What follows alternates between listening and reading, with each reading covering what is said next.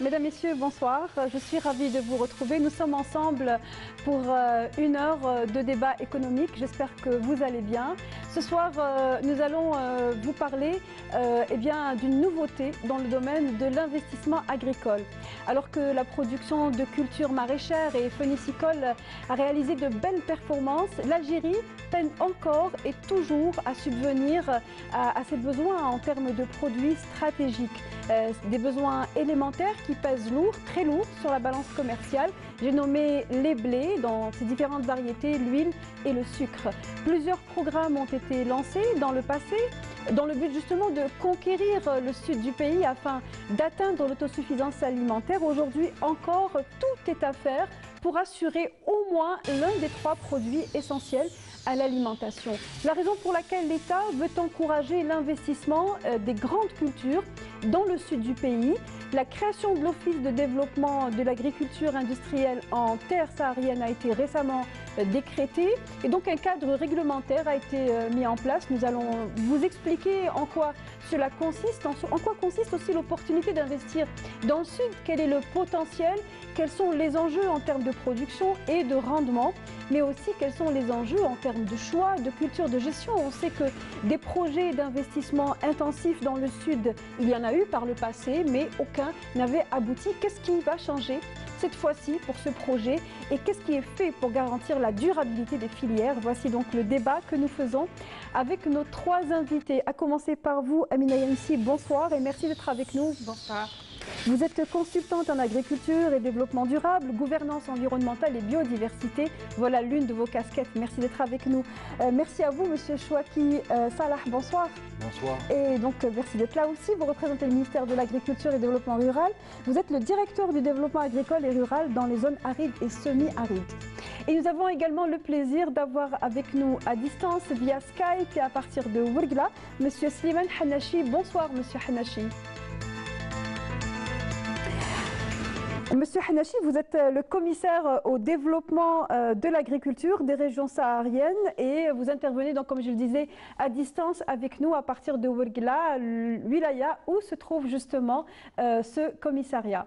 Voilà donc pour le plateau de ce soir. Avant de l'entamer, je vous propose d'abord d'aller nous intéresser à ces grandes cultures que les pouvoirs publics veulent développer, donc dans le sud du pays, des cultures dites stratégiques car elles sont essentielles à l'alimentation des Algériens. Actuellement, le ministère de l'Agriculture et du Développement rural vise à développer ces filières, notamment les cultures oléagineuses et sucrières, outre la céréaliculture, afin justement de réduire la facture d'importation.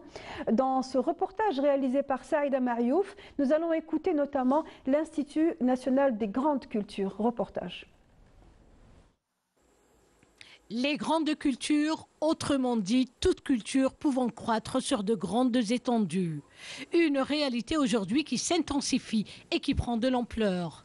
La céréaliculture, en première position, voit son champ de labour s'élargir davantage. La céréaliculture et bien sûr les cultures oléagineuses, les protéagineuses et les cultures, tout ce qui a trait aux légumineuses alimentaires et fourragères. Et chaque année, nous emblavons aux alentours de 3 400 000 hectares. Bien sûr, répartis sur blé dur, blé tendre et orge. Beaucoup plus de blé dur que de blé tendre et d'orge. L'Algérie dispose incontestablement de grandes potentialités et d'atouts indéniables afin de développer dans le Grand Sud des filières stratégiques, notamment les cultures oléagineuses et sucrières, et réduire ainsi la lourde facture de leur importation. Nous sommes en train de nous déployer au niveau de la wilaya de Ouargla, à Ghardaya, Mnia particulièrement, et aussi à El Oued et à Adrar. Donc, dans la feuille de route de notre ministre de l'Agriculture pour laquelle il s'est engagé, donc, il y a aussi le développement des cultures stratégiques, entre autres le colza, la betterave sucrière, le maïs et bien évidemment, sans perdre de vue tout ce qui a trait au blé dur et tendre et orge. Tout cela pour réduire Bien évidemment, je vous donne à titre d'exemple, il y a 2 années, on était à peine en ce qui concerne la production du maïs à Adrar, à quelque chose qui dépassait pas les 80 hectares mis en place. Et pour cette année, nous sommes passés à plus de 7 900 hectares. Et ça, c'est important. La recherche scientifique dans la maîtrise des variétés de qualité à cultiver joue un rôle primordial dans la concrétisation de ces projets d'envergure. À titre d'exemple, pour ce qui est du colza, Monsieur le ministre s'est engagé pour la mise en place de 3000 hectares. Nous sommes dessus. Nous sommes sur le segment production des semences à multiplier, bien évidemment. Nous sommes pratiquement à une superficie avoisinant le 1000 hectares. On est un peu partout, et particulièrement à l'est, à Constantine, à Guelma, à Soqaharas, à Mila, à Tarf, à Annaba. Des essais sur le soja, sur le tournesol et le cartam aussi. Et ceci, donc, pour diminuer... Absolument, notre souci, c'est de pouvoir limiter tout ce qui est importation et par voie de conséquence, agir sur tout ce qui est hémorragie en devises. Des projets structurants à même de booster les filières stratégiques et augmenter le rendement et de réduire ainsi les importations des produits qui pèsent sur la balance commerciale. Le débat de ce soir donc porte sur le potentiel, la capacité de l'Algérie à pouvoir développer des filières dites stratégiques essentielles. On parle du sucre, des blés, donc tendre et dur, également le sucre en Algérie, mais pas au nord, cette fois au sud. Et la chose a été donc décidée de manière officielle à travers un décret. Un office a été créé, celui du développement de l'agriculture industrielle en terre saharienne. Première question pour vous, Monsieur Chouaki. En quoi consiste cet office? Quelle sera sa mission essentielle? En fait, merci beaucoup. L'office, le décret d'office a été promulgué le 22 septembre, comme vous l'avez dit, 2020, donc c'est tout récent. En fait, il est là pour booster l'investissement agricole, agro-industriel dans les zones sahariennes, dans les régions où en terre saharienne, dans les régions sahariennes. Il est là pour développer les cultures stratégiques, donc tout ce qui est céréales, blé, maïs, les oléagineuses, colza, arachides, soja, et les sucrières, la betterave sucrière. C'est un instrument, c'est un nouvel instrument, léger dans sa conception, ce n'est pas un mastodonte, qui permet au fait de débureaucratiser un peu l'accès au foncier, d'une part, et de faciliter l'investissement. Actuellement, l'accès au foncier est difficile. Les procédures sont lourdes. Il y a des procédures, et c'est le wali qui attribue. Maintenant, c'est l'office lui-même qui gère le portefeuille foncier. C'est lui qui gère le portefeuille foncier. C'est lui qui étudie les dossiers. C'est lui qui suit les investisseurs. C'est un guichet unique, donc. Il y a un guichet unique. Il est constitué d'un conseil d'administration, d'un guichet unique et d'un groupe d'experts, pour étudier les dossiers. La nouveauté dans cet office, c'est que les experts ne sont pas forcément des administratifs, c'est des experts de développement, des experts de la recherche qui vont étudier les dossiers. En somme, ce n'est pas une administration qui va en fait s'occuper de gérer, de donner ou pas des parcelles de terrain, étudier aussi la faisabilité d'un tel ou tel projet. Elle gère son portefeuille foncier qui lui est attribué par l'État, par un arrêté interministériel, donc les finances, l'intérieur, l'agriculture et les ressources en eau. Alors, on va revenir justement sur toutes toutes les difficultés auxquelles peut faire face un investisseur et évidemment les solutions que peut apporter l'Office. Je voudrais aller à Ouargla et poser la question à M. Hanachi. Vous qui êtes donc, je le rappelle, commissaire au développement de l'agriculture des régions sahariennes, est-ce que vous pouvez nous donner une idée sur le potentiel agricole dans les périmètres du Sud qui sont connus pour le stress hydrique? On sait que la culture maraîchère ont donné un grand succès dans le sud du pays, mais est-ce que les cultures dites stratégiques type sucre, graines oléagineuses et blé, est-ce qu'il y a eu des expériences réussies dans le sud, M. Hanachi? Merci. Donc, pour revenir au potentiel existant, on peut dire qu'on est, en termes de ressources, on est à la moitié de ce qui peut être mobilisable. On exploite actuellement plus de 3 milliards de mètres cubes. Donc, sur un volume global qui est permis pour l'agriculture de 6,3 milliards de mètres cubes par an, on est pratiquement à la moitié de nos réserves qui peuvent être exploitées dans le futur. Sur le plan de fort, on est pratiquement à 500 000 hectares, déjà qui est dans 400 000 irrigables. Et comme vous le savez, tout ce qui est irrigué aussi. Tout est à l'irriguer. Donc, quand on parle de stress, on est dedans. La particularité, c'est que les cultures ancestrales, c'est l'oasis. L'oasis, pour rappel, on a hérité au début des années 80, on a hérité pratiquement 60 000 hectares d'oasis. Depuis le temps, Monsieur Hanachi, il me semble que le son n'arrive pas complètement et vos phrases sont légèrement assurées. Nous allons revenir vers vous une fois la communication correctement rétablie. Nous revenons vers vous donc pour réexpliquer à nouveau, parce qu'on n'a pas eu toutes les données complètes. Il semble que la connexion n'est pas de notre côté ce soir. Monsieur Hanachi essaie d'expliquer à Mina Younsi justement quel était le potentiel en fait des périmètres qui pouvaient, des filières qui pouvaient être développées.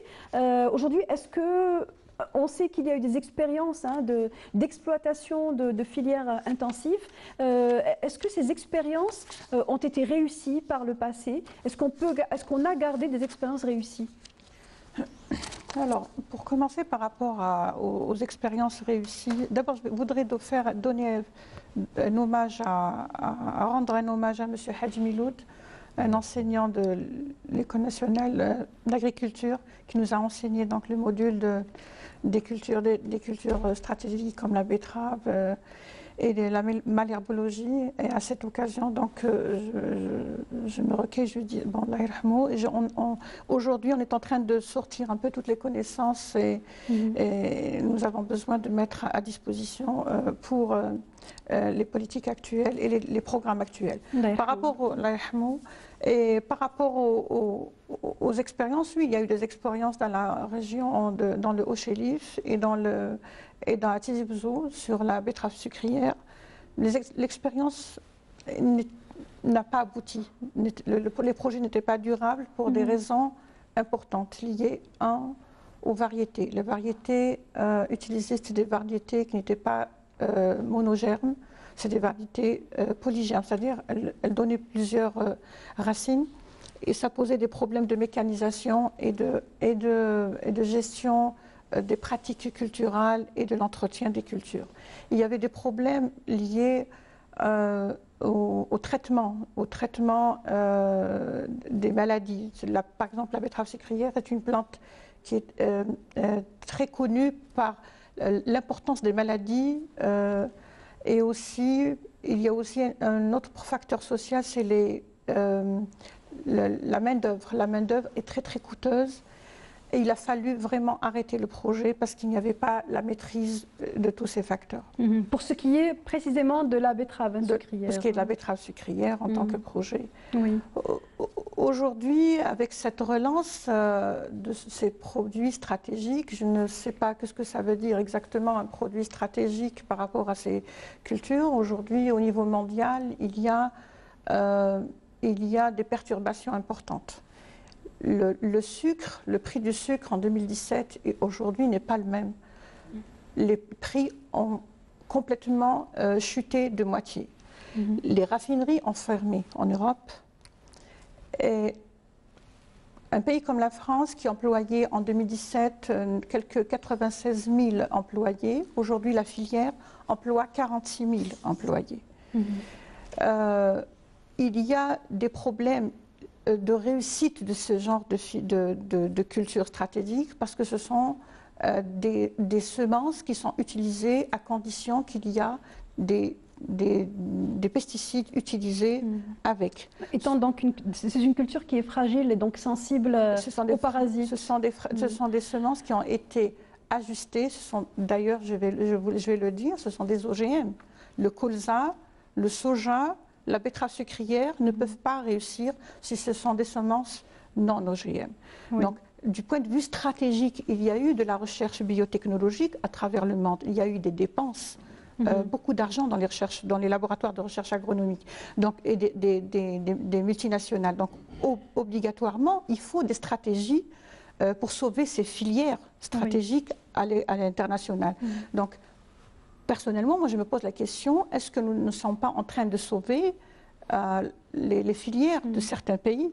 Donc, le message est arrivé. Vous considérez, enfin, vous mettez en tout cas un bémol sur la durabilité d'une part, puisque vous dites que la betterave sucrière est fragile et d'autre part, elle nécessite donc une utilisation de pesticides. Je reviens vers vous, Slimane Hanachi, qui, je le rappelle, intervenait à partir de Ouergla. Je vais vous reposer la question parce que l'essentiel de ce que vous avez dit n'a pas vraiment été entendu. Quel est le potentiel agricole dans les régions du Sud? Quelles sont parmi les filières qu'on a citées qui ont déjà été exploitées dans le Sud, qui ont réussi ou pas? Donc, avant de parler de réussite, on insiste beaucoup plus sur les potentialités. Je rappelle que sur le plan ressources en eau, on est à moitié de nos réserves, donc on peut doubler les superficies. Par rapport au sol, on n'a pas de problème de potentialité en sol. Donc, a priori, on a identifié des périmètres destinés pour la grande mise en valeur et aussi bien la petite et moyenne exploitation. Les travaux sont pratiquement achevés sur le plan délimitation, études agropédologiques, etc. Donc, les zones potentielles sont identifiées. Il reste maintenant pour l'Office qui va prendre en charge l'aspect délimitation, études préliminaires et accompagnement des investisseurs, des futurs investisseurs industriels ou agro-industriels. Et il y a lieu d'affiner certaines études pour les faisabilités de leurs projets. Et lui aussi, il sera accompagné de deux grandes institutions régionales, le Commissariat au développement de l'agriculture des régions sahariennes et l'Institut technique de développement de l'agriculture saharienne, qui chapeaute aussi l'aspect technique sur tout le Sud. Donc, il sera accompagné pour encadrer l'attribution et les futurs investisseurs. Ceci dit, donc, pour revenir les cultures.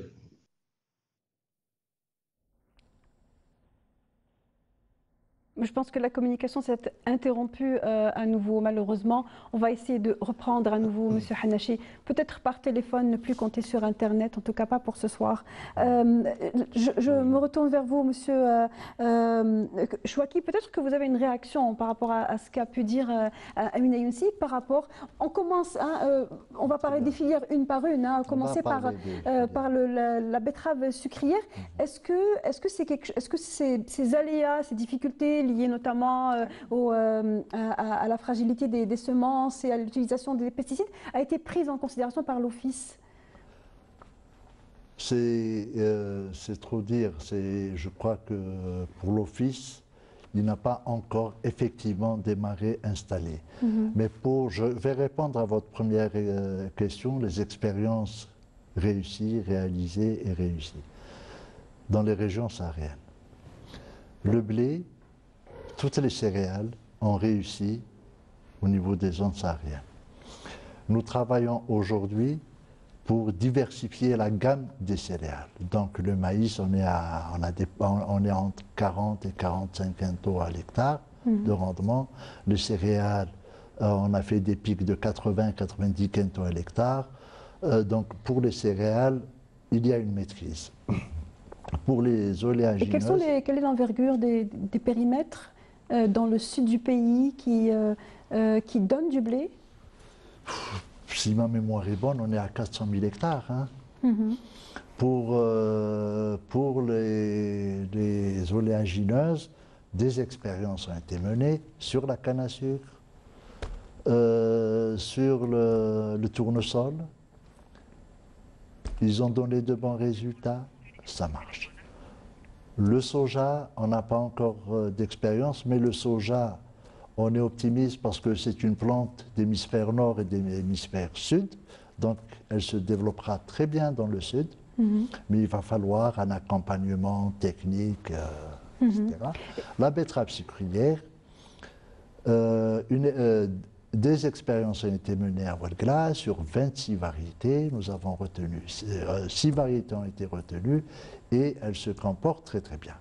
Ce sont les variétés de semences de toutes ces filières que vous venez de citer sont importées ou bien est-ce que nous sommes autosuffisants en matière de production de semences? Pour le colza, c'est que l'expérience menée dans le Nord, le directeur général du TGC en a parlé, ça a été des expériences réussies et c'est nos semences qu'on utilise sur 3000 hectares.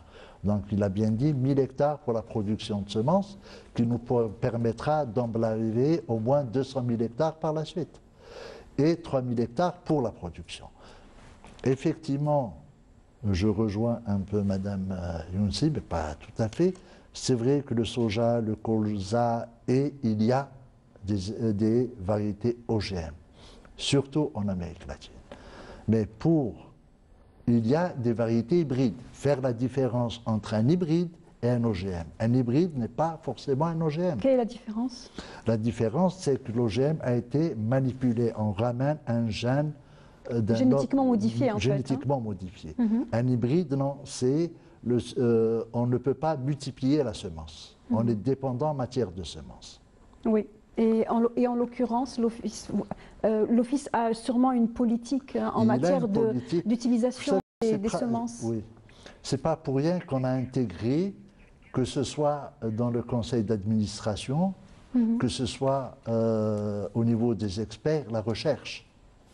Oui. Parce que, et c'est l'une des nouveautés de l'Office, c'est que la recherche va accompagner l'Office. Et avec l'Office, dans les experts, nous avons le CEDARS, nous avons l'Institut technique, l'Institut de développement de l'agriculture saharienne, donc l'ITEDAS, qui vont accompagner l'AUDAS. Ils feront appel à des experts des universités, des centres de recherche. Très bien. Nous avons Monsieur Slimane Hanachi, cette fois avec nous par téléphone et non pas via Skype. Je suppose que vous nous entendez. Une autre question pour vous, Monsieur Hanachi. Pour continuer sur la lancée des semences, est-ce que les régions du Sud ont... Vous suivez en tout cas les exploitations de différents périmètres, de petites jusqu'à moyennes. Quelle est la culture dans le sud du pays en matière de semences? Est-ce que c'est l'utilisation des semences locales ou bien est-ce qu'il y a un recours à un catalogue ou une banque de semences qui est convenue par les autorités locales?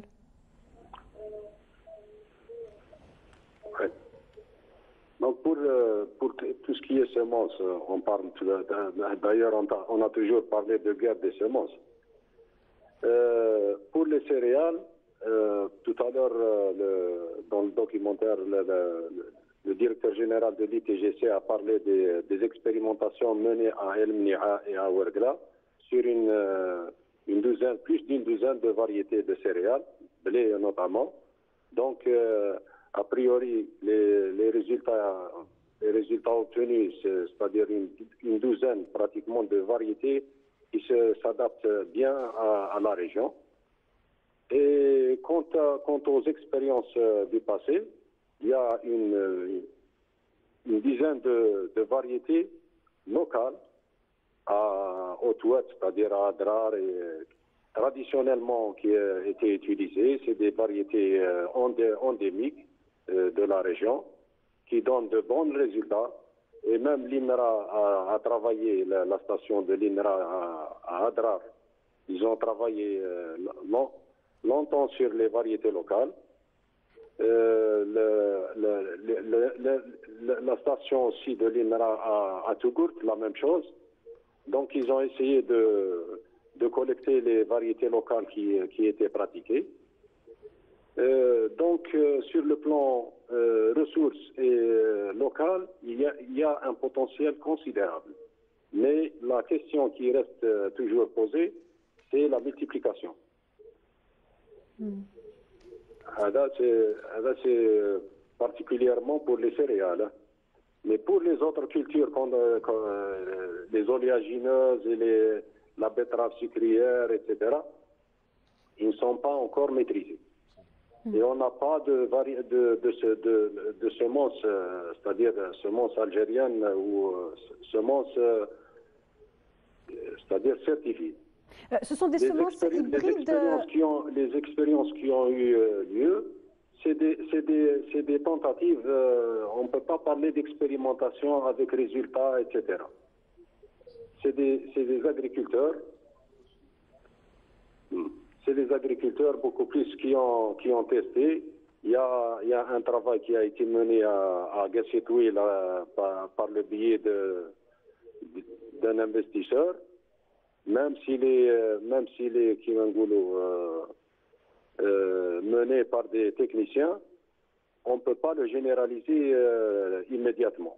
Donc il y a un travail à faire. Que la gestion des semences dans les régions arides, celles du sud du pays, sont encore au stade embryonnaire. Elles ne peuvent pas encore permettre, en tout cas, d'imaginer une culture intensive. C'est bien ça? Non, ça ne veut pas dire qu'elle ne peut pas être menée en intensif. Si, mais sur le plan performance de la variété et stabilité variétale, c'est un travail à faire par des spécialistes pour avoir les quantités qu'il faut, etc. Oui, en fait, ce travail pour les céréales, il est maîtrisé par les ITGC. Il faut qu'il puisse savoir ce que va donner finalement sa semence. On a compris l'idée, M. Hanachi. Amina Younsi, est-ce qu'il y a lieu de faire le rapport entre... C'est vrai que c'est un thème nouveau qui est proposé maintenant à l'Algérie, mais je crois qu'il faut qu'on revoie un peu le décret. Le décret, essentiellement, il a été rédigé sans tenir compte de plusieurs lois. Et ça, on ne le voit pas dans le préambule. Je trouve quand même inquiétant. C'est très inquiétant. Premièrement, il y a la loi sur l'aménagement du territoire, la loi 1002 qui n'est pas du tout citée. Dans cette loi, il y a plusieurs scénarios de développement des régions du Sud. Si on considère ce décret, ça veut dire que nous sommes dans le scénario étatique où c'est l'État qui décide des projets de développement sans tenir compte de la participation des autres partenaires socio-économiques. Deuxième loi, la loi de la santé de juillet 2018. Qu'est-ce qu'elle dit, la loi de la santé? Je l'ai là. Protection du milieu et de l'environnement. L'article 111, il dit que tous les services de santé veillent en collaboration avec les autres services concernant l'application de la réglementation en matière d'emploi des substances chimiques, la production et la conservation alimentaire, végétale et animale, ainsi que des produits phytosanitaires et de synthèse. Alors la question que j'adresse moi au ministère de l'Agriculture, quelles sont les doses à ce moment-là toxiques? Est-ce qu'elles sont déjà arrêtées par rapport à ces cultures industrielles? Pardon. Il faut rappeler que cet office est pluridisciplinaire. Il intègre trois ministères, c'est bien ça. C'est plusieurs ministères. Donc la troisième loi, donc la loi de la santé, plus le plan cancer. Le plan cancer, en février 2020, le président a dit, dans l'axe 1, je voudrais connaître les facteurs les facteurs phytosanitaires qui causent les cancers. Ça veut dire que nous sommes en plein débat en Algérie sur ça. Et qu'aujourd'hui, on demande aux investisseurs de venir investir. Maintenant, si pour faire des plantes sucrées, par exemple, on peut s'amuser à faire ça. Si on veut développer des filières, il faut passer par les OGM. Mais les OGM, est-ce qu'on a une politique pour accepter? Je ne suis pas en train de dire l'OGM pas bon ou mauvais. Je suis en train de dire, est-ce que nous avons analysé les risques? C'est de ça que je parle. Pardon, madame, excusez-moi. Le quatrième loi qui n'a pas été prise en compte, c'est la loi sur les ressources biologiques. Elle n'est pas citée. La loi sur l'environnement, elle n'est pas citée. La loi phytosanitaire, elle n'est pas citée. Donc, comment peut-on produire un tel décret, une telle décision de développer des cultures stratégiques sans consulter ces lois? Donc, ça, c'est vraiment... Votre question est arrivée, on va écouter la réponse, ou un élément de réponse avec vous, M. Chouaki. Merci. Nous sommes dans le développement agricole. Nous sommes effectivement dans de nouvelles filières. Nouvelles filières uniquement pour les oléagineuses et la betterave sucrière. La betterave sucrière, elle avait dit, Madame Younsi, on a eu l'expérience du haut chélif, etc. Mais c'est beaucoup plus des raisons économiques qu'on fait, c'est-à-dire qu'il faut qu'on tire les leçons du passé. Aujourd'hui, en Europe, ailleurs, on ferme les sucrières. C'est ce qu'on avait dit pour le lait quand on a commencé à faire nos laiteries ou là quand on a commencé à essayer de produire nos huiles. Il était plus économique d'importer plutôt que de produire. On est arrivé dans une situation de dépendance en matière de l'huile alimentaire, parce que quand on parle des oléagineuses, il ne faut pas voir que l'huile, il faut voir les tourteaux. Un aliment de bétail. Pour l'aliment de bétail. Et nous importons 100% nos tourteaux. Nous importons toutes nos huiles alimentaires. Aujourd'hui, faut-il continuer dans cette politique avec la crise ou changer de cap? On préfère produire chez nous. Nous avons les potentialités pour le faire aujourd'hui. Mais encore faut-il le produire dans des normes sanitaires. C'est un petit peu ça l'essence de la question. J'y arrive. Nous sommes le pays qui utilise le moins de pesticides. Le moins de pesticides. Je ne citerai pas le pays, mais un pays est venu dire « je prends toutes vos productions parce qu'elles sont, je ne dirais pas biologiques parce qu'il faut qu'elles soient certifiées, mais elles se rapprochent du naturel. » L'agriculteur lui-même n'aime pas les pesticides. Maintenant, l'audace... Et les pesticides coûtent cher. Et chez nous, l'agriculteur n'est pas un agriculteur intensif de nature. De nature. Et en plus, elles coûtent cher. Et avec la conjoncture actuelle, difficulté d'acheminement, difficulté d'encre. Mais dans l'audace, il y a un encadrement technique et scientifique. On encadre l'investisseur. Il y a des contrôles du sol, il y a le contrôle de l'eau, le contrôle des pesticides utilisés, des doses utilisées et des engrais utilisés. Et des semences aussi? Il y est dans le décret. Les semences, c'est un autre problème, madame. Pour les semences céréalières autonomes, oui. On n'importe plus de semences de blé. On ne parle pas de blé. Pour la pomme de terre, on est pratiquement à 80-90% indépendant. Bon, pour les oléagineux, c'est des nouvelles filières qu'il va falloir construire.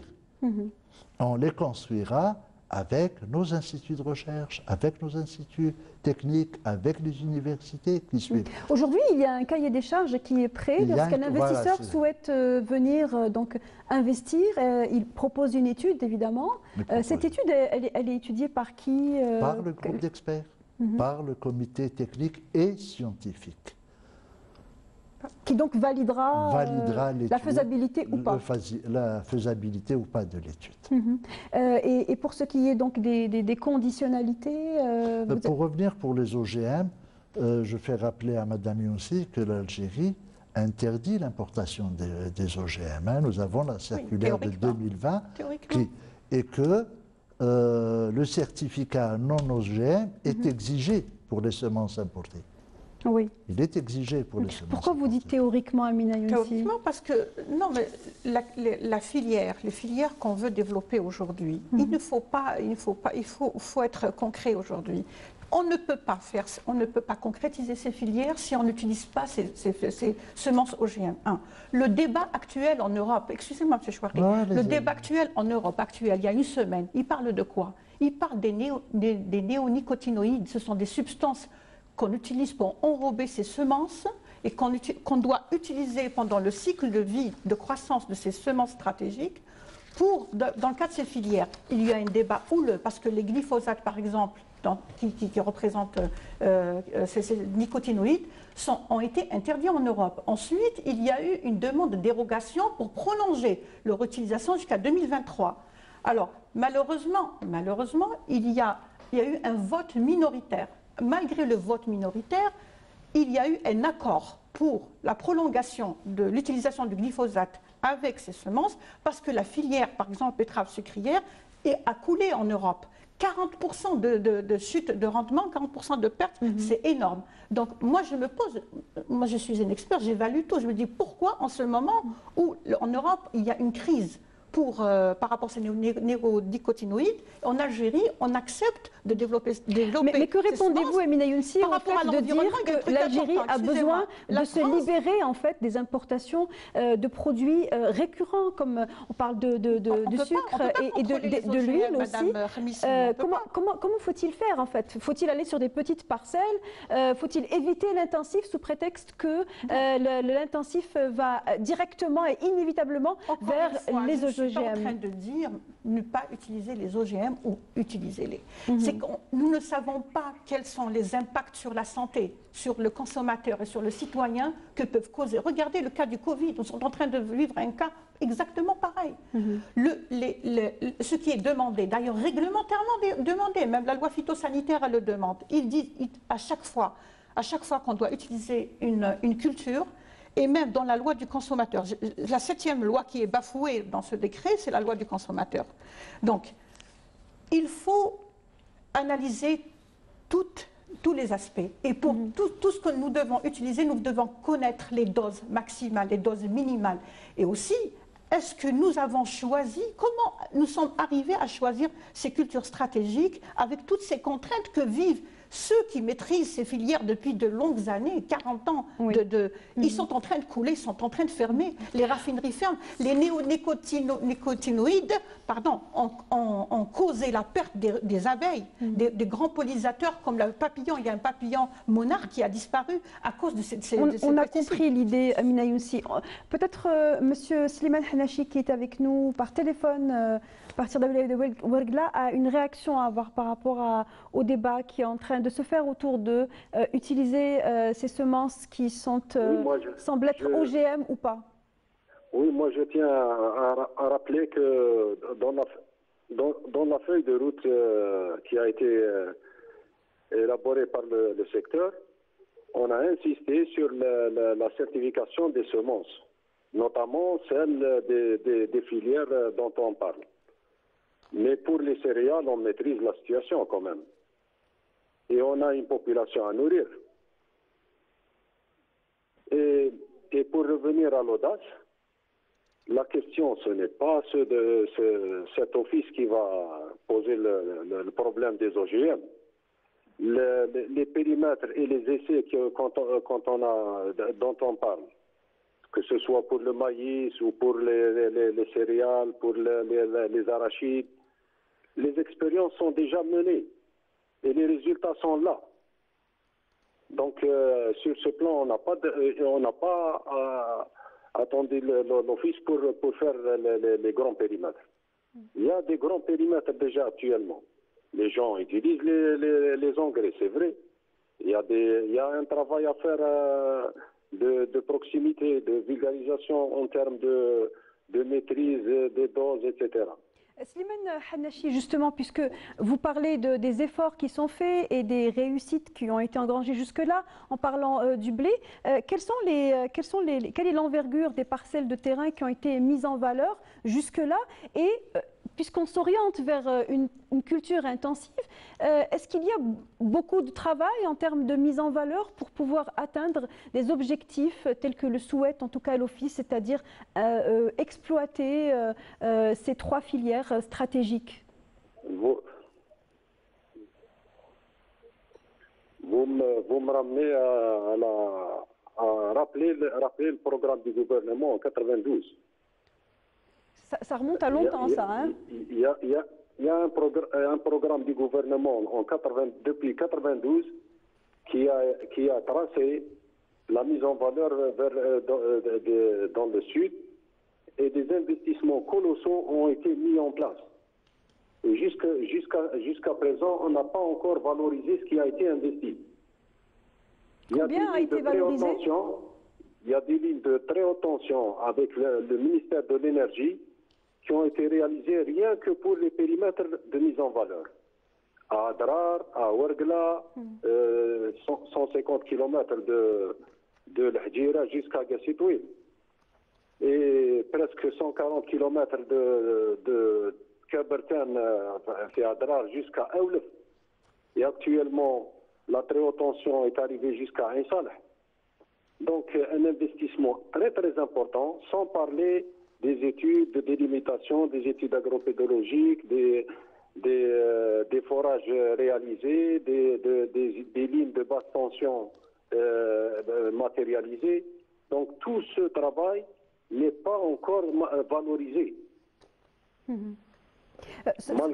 Malgré les réussites qui sont constatées par-ci, par-là, à Lemnia, à Edoued, à Ouargla, on est arrivé à 80 quintaux, des pics peut-être plus de 80 quintaux à l'hectare.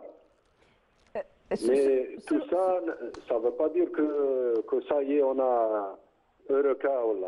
Il y a des précautions à prendre, il y a des problèmes de salinité, il y a des problèmes de remontée, il y a pas mal de contraintes qu'on doit maîtriser. Mais cette question de pesticides, c'est effectivement, il y a un abus, surtout pour les agriculteurs non avertis. Il y a un abus d'utilisation des pesticides.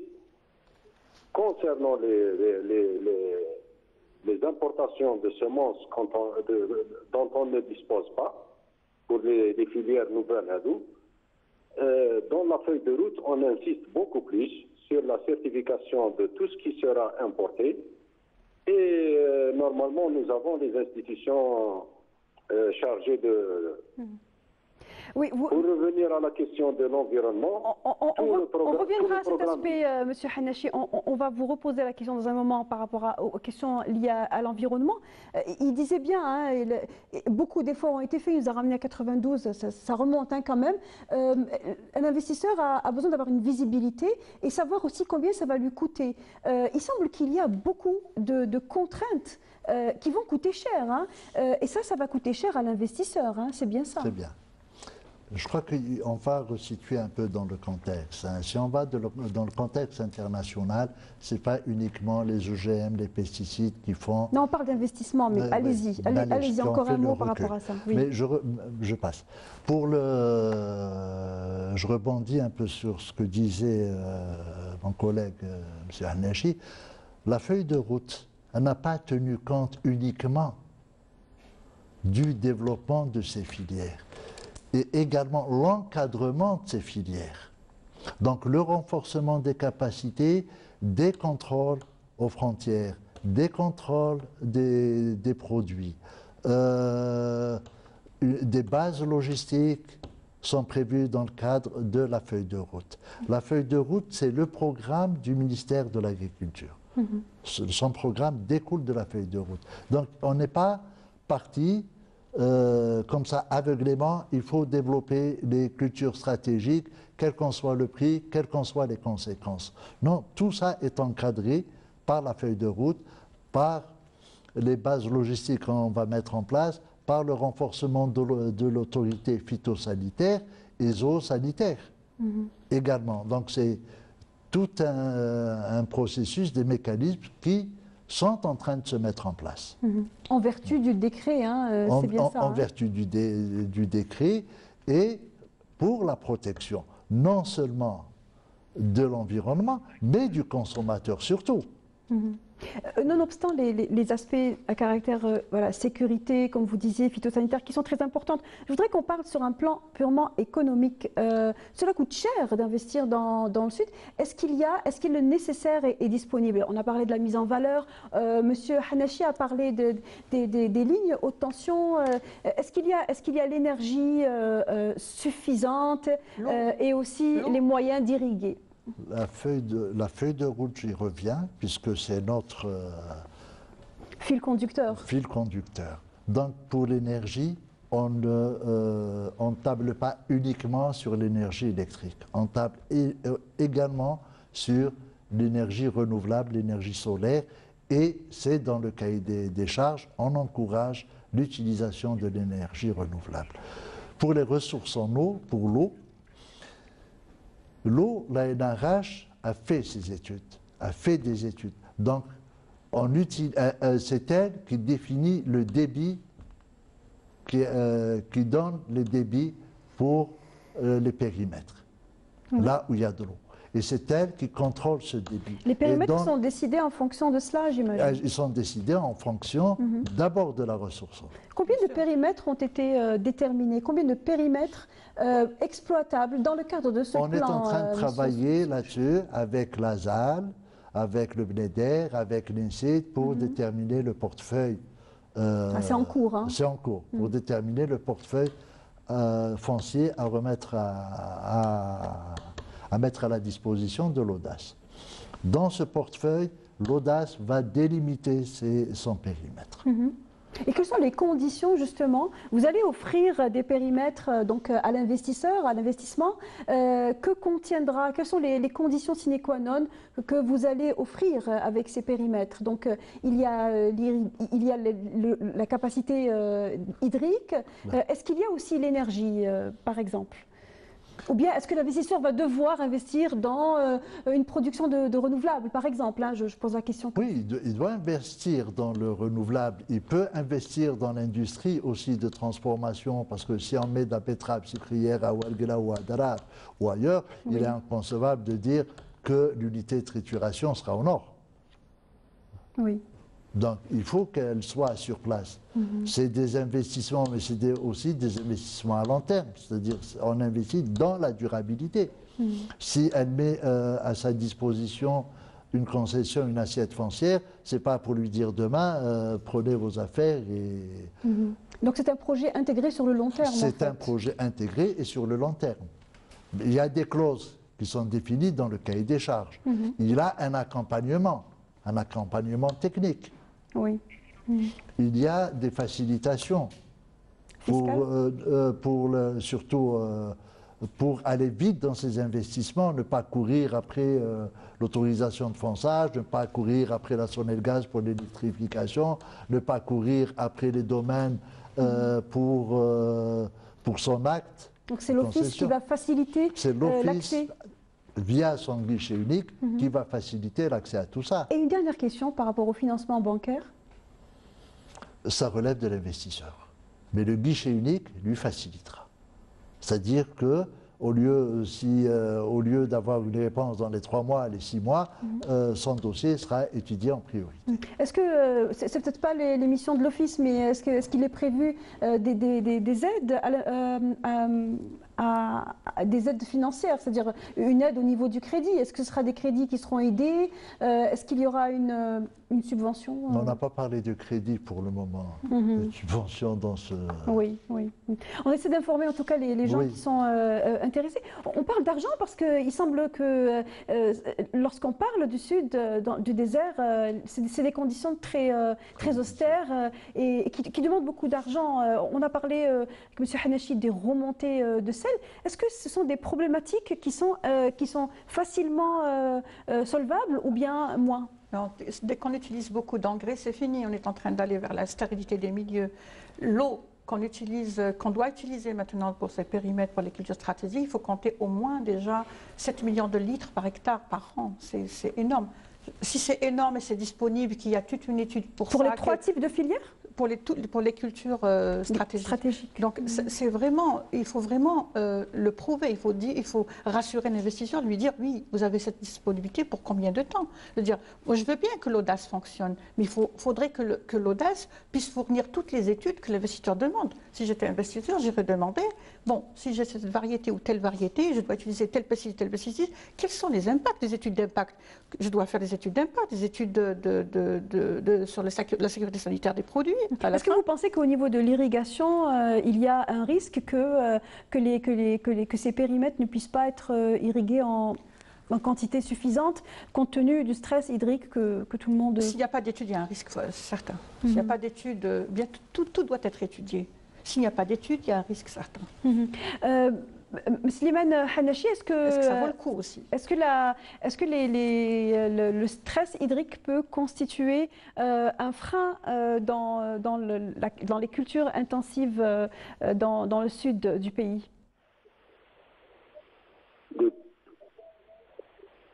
De toute façon, quelle que soit la culture et quelle que soit la région, le stress hydrique, quand on ne maîtrise pas l'itinéraire technique, on aura des problèmes de stress.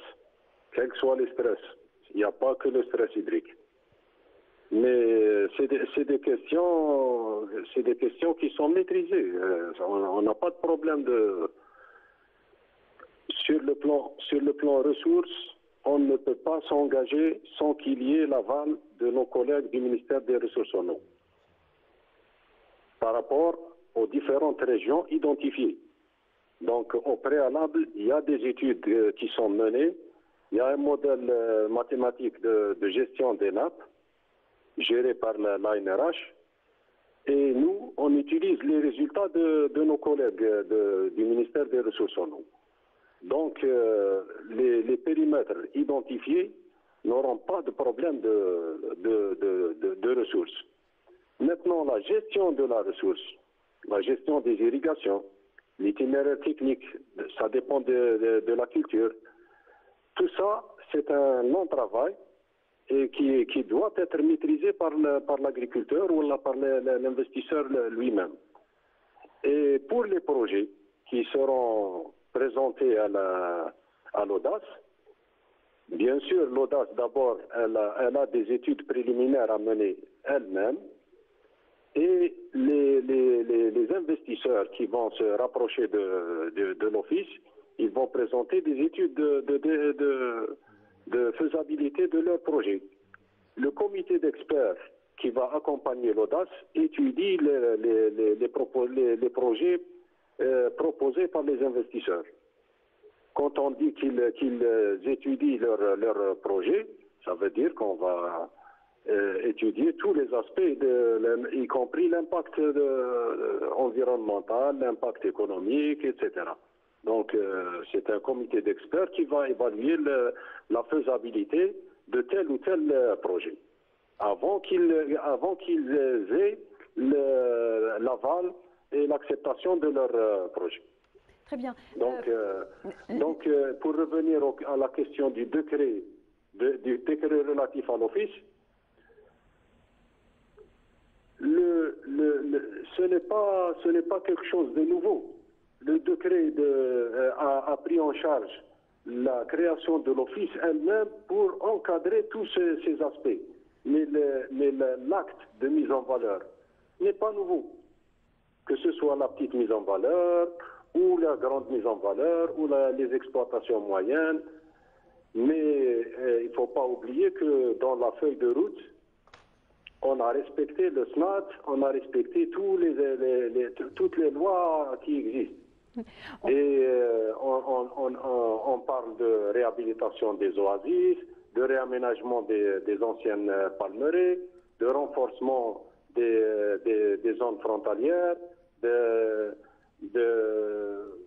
lutte contre la désertification, de préservation des parcours, aménagement des parcours sahariens. Donc il n'y a pas uniquement la mise en valeur. Le message est compris, Slimane Hanachi. Le pastoralisme. Très bien. Il nous reste encore quelques minutes pour ce débat. Si le cahier des charges a considéré toutes les conditions de manière à ce que ce soit réussi, que ce soit que l'investissement en tout cas soit productif et qu'il y ait des projets intégrés, est-ce que dans la création de cet office, est-ce qu'il y a eu capitalisation des enseignements des précédents projets, parce qu'il y en a eu des précédents projets de développement de filières intensives dites stratégiques dans le passé, des erreurs à ne pas reproduire par exemple. C'est l'essence même de l'office. C'est les leçons tirées du passé qui ont fait naître l'office.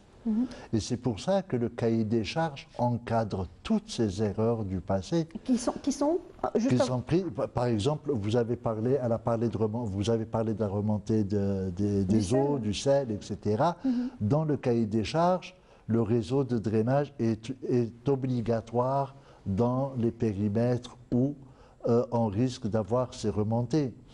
L'eau est analysée pour voir le débit et la salinité. Le sol est analysé pour voir, parce qu'il va dans la durabilité. Donc dans le cahier des charges, on le dit, l'exploitation ou la concession doit être mise en valeur, qu'elle soit fertile dans le temps et qu'elle soit productive. Donc il faut des analyses de sol régulières pour voir l'état du sol en matière de salinité, en matière de matière organique, de la microflore qu'il y a dedans, des micro-organismes, etc. Oui. Est-ce qu'il y a une simulation ou une idée que l'Office a fixé en fait ce qu'elle va pouvoir récupérer en termes de non-importation de ces produits? Est-ce qu'il y a un objectif en termes de réduction? Bien sûr qu'on a des objectifs chiffrés en termes de... Rapidement, très rapidement, si je vais vers la betterave sucrière, d'ici 2004, si on arrive à produire nos 47%, c'est-à-dire nos 120 000 hectares, on a réduit l'importation de plus de 400 millions de dollars. Pour les huiles, on n'est pas loin. On n'est pas. Oui, malheureusement. Oui, après c'est une histoire de consommation et de sensibilisation sur la consommation du sucre. Oui, pour ce qui est pour les huiles, avec le soja, le colza, l'arachide, si on rajoute l'huile d'olive, on ne sera pas loin des 900 millions de dollars. Et ce, à l'horizon de 2004, c'est quinquennal. 2024. Oui. Je reviens en 2014, c'est terminé. Non, je reviens en arrière. Et voilà. Pour ce qui est du blé, une dernière information, pour ce qui est des céréales? Pour les céréales, est-ce qu'on pourra produire du blé tendre? On est sur la feuille de route pour la production du blé tendre. On est sur la carte agricole pour situer les zones potentielles du blé tendre. Là, il faut produire du blé tendre. Là, il faut produire de blé dur. On est en train de revoir, au fait, on tire les leçons du passé, plus exactement. Oui. Donc, et on espère que ces erreurs ne se reproduiront pas. Une dernière question pour vous, Amina Younsi. Est-ce que ce sera facile d'amener de la main-d'œuvre, parce que tout ça, ça ne va pas sortir du sol seul. Qu'est-ce qu'il faut faire justement pour faire en sorte que la main-d'œuvre soit à la fois qualifiée et présente pour soutenir ces investissements? Il faut assurer les cadres de vie qu'il faut, parce que c'était les leçons du passé aussi. Les gens sont partis parce qu'il n'y avait pas d'encadrement. Moi, je dirais une dernière chose aussi. Nous sommes dans une phase de changement climatique. Et j'ai l'impression que ce genre de projet, c'est notre manière de réagir à ces changements climatiques en déplaçant, en essayant de puiser l'eau pour les générations futures et se baser sur l'agrochimie. Et je pense qu'il faut qu'on soit très prudent et revoir un petit peu cette manière de faire. Si on veut maintenir l'audace, on veut être audacieux et maintenir l'audace, alors je pense qu'il faut travailler sur les cultures que nous pouvons maîtriser. Je pensais à la luzerne, je pensais aux blés locaux. essayons d'intensifier ce que nous avons de pur, ce que nous avons ce que nous avons affectionné, et évitons, et surtout aussi mettre en œuvre les mécanismes pour l'utilisation des pesticides et des produits phytosanitaires, parce que ça va forcément affecter les... Et c'était le dernier mot. Merci Amina Younsi d'avoir été avec nous pour nous éclairer. Vous êtes consultante en agriculture et développement durable, gouvernance environnementale et biodiversité. Merci Salah Chouaki d'avoir été là, nous expliquer la teneur de cet office récemment créé. Je rappelle que vous êtes le directeur du développement agricole et rural dans les zones arides et semi-arides. Et merci à vous, Monsieur Slimane Hanachi, qui était avec nous à distance depuis Ouargla, commissaire au développement de l'agriculture des régions sahariennes. Merci d'avoir été avec nous pour ce débat. On se retrouve mercredi prochain pour revoir cette émission, la page Facebook officielle de Canal Algérie et la chaîne YouTube également. Très bonne soirée à tous, à mercredi prochain.